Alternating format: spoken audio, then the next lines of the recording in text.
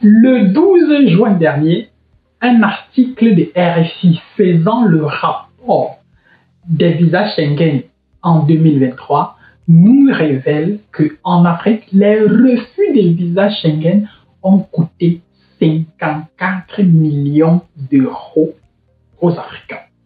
54 millions d'euros aux Africains, c'est-à-dire plus de 30 milliards de francs CFA. Énormément d'argent. Dans cette vidéo, on va déjà essayer de foutre en compte, de comprendre ces chiffres. On va les expliquer. On va revenir sur pas mal de particularités. Et au final, on va essayer de comprendre pourquoi est-ce qu'il y a autant de refus.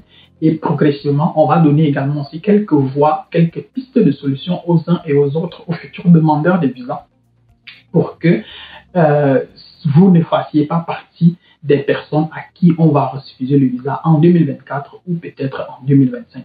Si tu me découvres par le biais de cette vidéo, alors n'hésite pas à t'abonner, n'hésite pas à liker la vidéo, n'hésite pas à la partager autour de toi. Et surtout, si tu as besoin d'accompagnement dans le cadre de ta procédure des visas court séjour, tu es à la bonne adresse, tu peux nous contacter et nous ferons le plaisir de t'accompagner sur le chemin qui te conduira vers l'espace Schengen. Installe-toi et au cours des 10 prochaines minutes environ, nous allons comprendre le pourquoi, les tenants et les aboutissants des 54 millions d'euros que les Africains ont perdus en demandant des visas Schengen en 2023.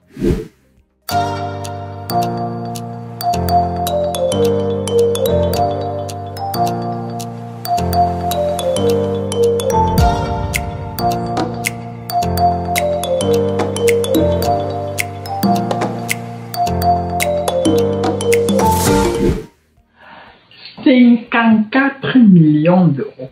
C'est le chiffre, c'est le montant que les Africains ont perdu en 2023 en voulant obtenir un visa pour séjour dans l'espace Schengen. En tout, on comptabilise plus de 650 000 refus de visas Schengen en 2023. Dans l'ensemble, l'Afrique représente 41% des refus de visas Schengen à travers le monde. Quand on se rend compte qu'il y a 5-6 continents et que rien que les Africains dans le taux de refus, ils sont à près de 50%. C'est un taux qui est quand même extrêmement élevé et c'est plus que énorme. Dans les 54 millions d'euros perdus, notamment dans les 650 000 refus de visas, en Afrique, on se rend compte que les pays du Maghreb sont en tête, notamment avec l'Algérie, qui a cumulé à elle seule plus de 160 000 refus de visas Schengen en 2023. Le Maroc vient en deuxième position avec plus de 130 000 refus de visas Schengen. Et lorsqu'on convertit ces montants en chiffres, on se rend compte que les Algériens ont perdu plus de 13 millions d'euros en 2023 en tentant tout simplement de demander un visa Schengen. Et les Marocains en ont perdu 11 millions en tentant d'obtenir un visa pour l'espace Schengen. Je tiens déjà à rappeler ici que une demande de visa Schengen coûtait en 2023 80 euros. Donc, vous pouvez faire 80 euros fois 160 000, 80 euros fois 130 000 pour voir plus ou moins ce que ça vaut vous-même et que vous allez certainement arriver aux chiffres plus ou moins similaires ou bien proches des chiffres que j'annonçais tout à l'heure. Et donc, en 2024, ces chiffres-là, ce montant-là va passer de 80 à 90 euros. Donc, le montant il a augmenté de 12% et certainement aussi, pour ce qui est du rapport de 2024, on va se rendre compte que les Africains vont perdre encore beaucoup plus d'argent en tentant d'obtenir un visa Schengen. Lorsque on quitte temporairement l'Afrique entière et qu'on se concentre sur l'Afrique subsaharienne, on va se rendre compte qu'en tête de ce côté-là, les pays avec les plus forts taux, les plus forts taux de refus de visa sont le Sénégal et le Nigeria. Au Sénégal notamment, le taux de refus de visa Schengen est de plus de 70%. C'est-à-dire, en français facile, sur 10 Sénégalais qui sont allés dans les ambassades européennes pour demander un visa Schengen, on a refusé le visa à 7 d'entre eux. 7 Sénégalais sur 10 ont eu des refus de visa. Étant le dire, la probabilité d'avoir un visa Schengen au Sénégal est extrêmement faible. Elle est extrêmement faible. Lorsqu'on recule et qu'on se penche un peu sur le Cameroun, au Cameroun, en 2023, c'est en tout 39 000 demandes de visa Schengen. Et sur les 39 000 demandes de visa Schengen, les Camerounais ou bien les personnes vivant au Cameroun ont obtenu plus de 27 000 visas Schengen en 2023 et environ 12 000 refus. On se retrouve donc avec l'un des taux les plus abordables, disons-le comme ça en Afrique, où pratiquement 30% de demandes de visas Schengen ont été refusées au Cameroun en 2023. 30% de demandes veut dire si 10 personnes sont parties demander le visa, on a refusé le visa à 3 personnes et on en a donné à 7. Contrairement au Sénégal où si 10 personnes sont parties demander le visa, on a donné le visa à 3 personnes et on en a refusé à 7. Lorsqu'on regarde tout cela, on se rend compte, quand je quitte tous ces chiffres-là, j'ai envie de vous amener à vous poser d'autres questions. Pourquoi est-ce qu'on refuse autant de visas? Comment est-ce qu'on explique tous ces chiffres? On explique tous ces chiffres sur plusieurs raisons. Déjà, il y a des raisons politiques. Je ne vais pas revenir là-dessus, les tensions politiques qui existent à gauche, à droite, entre tel et tel autre pays. Je ne vais pas revenir là-dessus. Mais ici, sur notre chaîne, nous avons déjà publié pratiquement une dizaine de vidéos pour vous amener à comprendre un certain nombre de choses. Oui, vous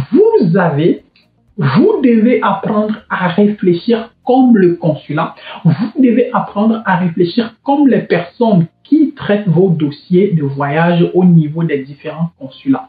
Parce que si vous ne réfléchissez pas comme ces personnes, vous risquez de ne jamais obtenir votre visa. Qu'est-ce que j'entends par réfléchir comme ces personnes? C'est pourquoi est-ce qu'on peut facilement te refuser le visa? Il y a tout un tas de raisons. Et parmi les raisons qui reviennent souvent, vous allez généralement voir des raisons du genre on doute de votre on doute du fait que vous allez quitter l'espace Schengen avant la fin de votre séjour, par exemple. Maintenant, la question c'est comment le prouver. Ce n'est pas toujours une question aussi évidente que ça. C'est une étude qui doit se faire au cas par cas. Je dis bien au cas par cas.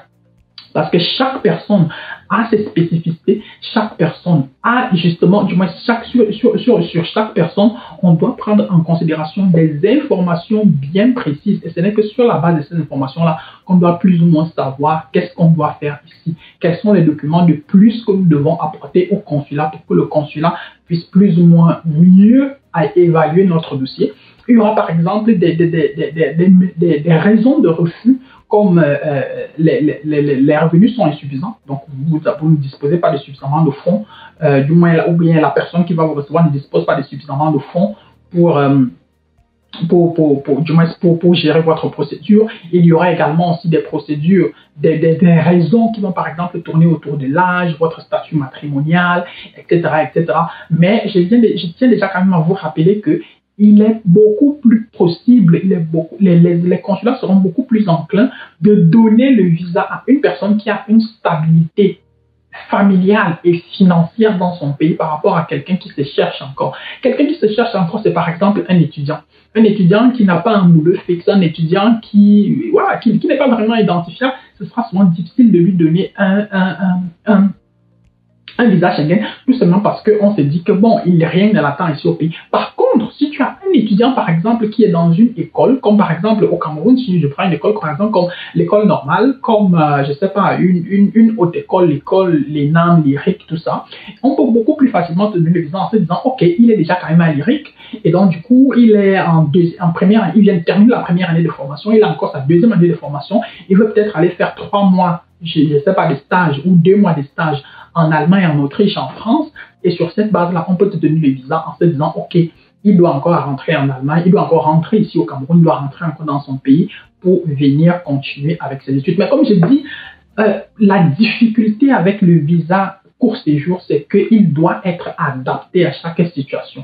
Le dossier des visas doit être adapté à chaque personne parce que chaque personne a ses spécificités, chaque personne a son âge, sa situation familiale, sa situation économique, sa situation ci, sa situation ça. Et on doit prendre tout cela en considération. On doit étudier tous ces éléments-là pour véritablement déterminer ce qu'il y a mieux, quelle est la stratégie qui passe le mieux avec vous, et ainsi de suite, ainsi de suite. Donc, voilà, malheureusement, 54 millions d'euros, plus de 30 milliards de francs CFA que nous avons jeté dans l'eau, comme ça, que nous avons donné aux autres, alors que cet argent-là aurait pu nous être utile dans d'autres domaines. Mais bon, hélas, c'est la vie, hein, c'est la vie. C'est à nous de réfléchir autrement, c'est à nous de faire les choses autrement pour que certainement on ne se retrouve pas dans ce genre de situation dans l'avenir. Qu'à cela ne tienne, il est fort probable qu'en 2024, que ces chiffres-là continuent de monter, en 2026, qu'ils continuent de monter. Certainement, ils vont encore continuer de monter minimum jusqu'autour des années 2050, jusqu'à ce que les Africains, un jour, eux-mêmes aussi, commencent à se poser d'autres questions et qu'ils commencent à mettre les centres d'intérêt ailleurs et qu'on commence également aussi à faire un certain nombre de choses qui va vers le bien de notre peuple et de nos différents pays. J'espère que tu as regardé la vidéo. Si c'est le cas, alors si la vidéo t'a plu, si tu m'envoies ravi. Si tu as d'autres questions, n'hésite pas à les laisser en commentaire. Si tu as besoin d'accompagnement, nous sommes là, comme je l'ai dit. Tu peux nous contacter si tu es au Cameroun, à Yaoundé ou à Douala. Nous sommes disponibles de lundi à vendredi de 8h à 16h30 dans nos différents bureaux. Nos numéros sont dans la description de la vidéo. Si tu n'es pas encore abonné à la chaîne, n'hésite pas à t'abonner, n'hésite pas à liker la vidéo, n'hésite pas à la partager autour de toi. D'ici à là, porte-toi bien, bien des choses à toi. Ciao, ciao.